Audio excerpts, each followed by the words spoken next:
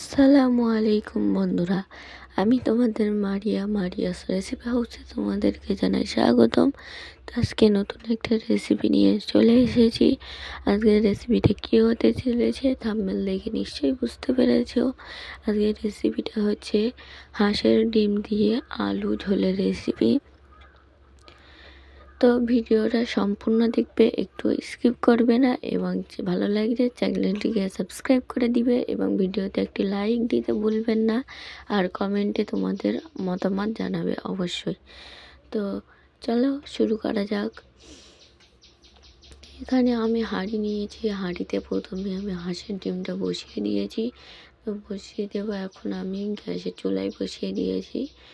তো ডিমটা সেদ্ধ হতে থাকবে, যেহেতু হাঁসের ডিমটা সেদ্ধ হতে লেট হয় সেই জন্য। তো এখানে পেঁয়াজ নিয়েছি, রসুন নিয়েছি, আদা নিয়েছি, শুকনো লঙ্কা এবং জিরে মরিচ বাটা, কাঁচা জিরে গোলমরিচ বাটা।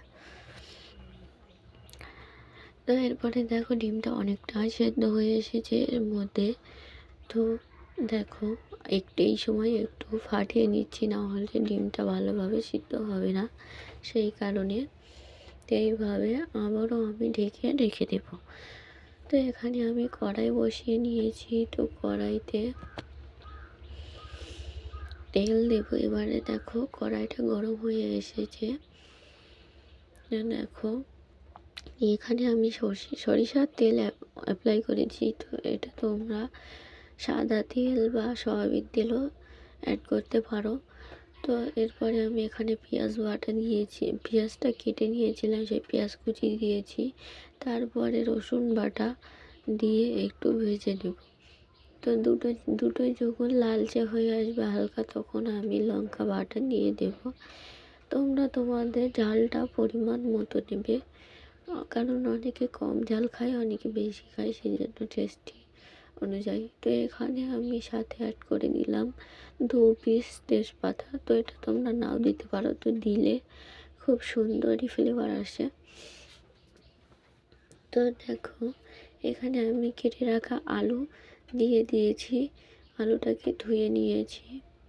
দেখো প্রথমে আমি আলুগুলোকে তোমাদেরকে দেখিয়ে দিয়েছি, সেগুলোকে এইভাবে কেটে নিয়ে আমি লবণ দিয়েছি আর আদা দিয়েছি। তো দেখো এরপরে লবণ আর আদা দিয়ে এখানে এইভাবে নেড়ে চেড়ে কষিয়ে নিতে হবে। তো কিছুক্ষণ রেখে দিতে হবে এইভাবে। দেখো আবার আমি রেখে দিচ্ছি, তারপরে আবার তোমাদেরকে আমি নেড়ে চেড়ে দেখিয়ে দেবো। তো দেখো আমরা এইভাবে নেড়ে চেড়ে কষিয়ে তোমাদেরকে দেখিয়ে দিচ্ছি।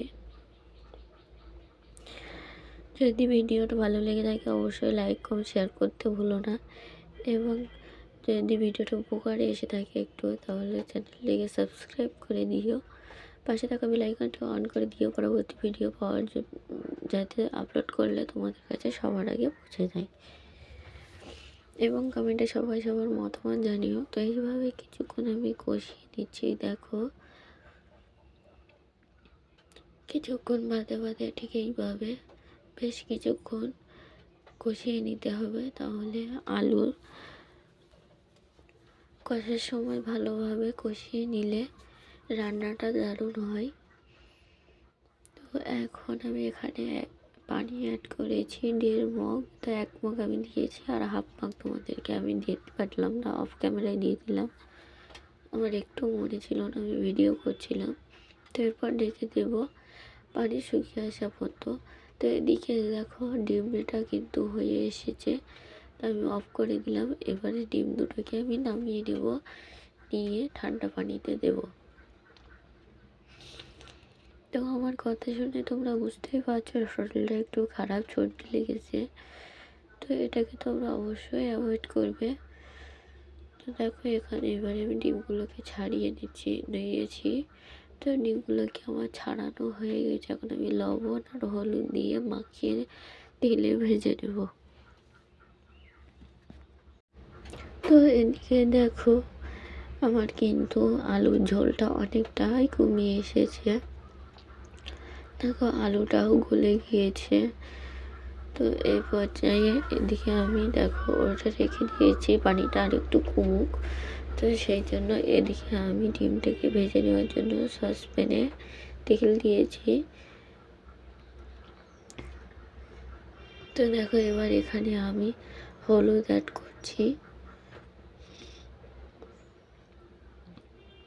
তো হলুদটা দেওয়ার পরে আবারও কিছুক্ষণ এইভাবে কষিয়ে নিতে হবে অল্প সময়ের জন্য।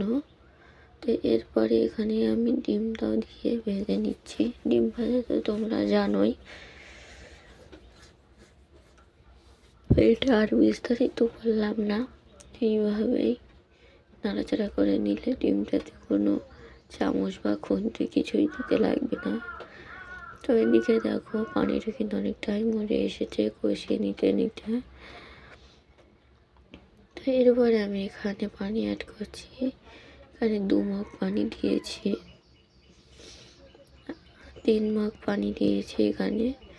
দিয়ে এটা আমি ফুটে ওঠা পর্যন্ত পানিটা অপেক্ষা করব। যতক্ষণ ফুটে উঠবে না ততক্ষণ এইভাবে আমি অপেক্ষা করব। পানিটা যখন ফুটে উঠতে শুরু করবে তখন এটাতে আমি জিরে আর মরিচ বাটা অ্যাড করছি।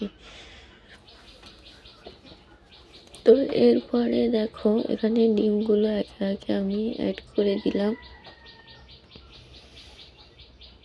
এবারে একটু নাড়াচাড়া করে দিয়ে এটা আমি ঢেকে রেখে দেব পানিটা শুকিয়ে আসা পর্যন্ত।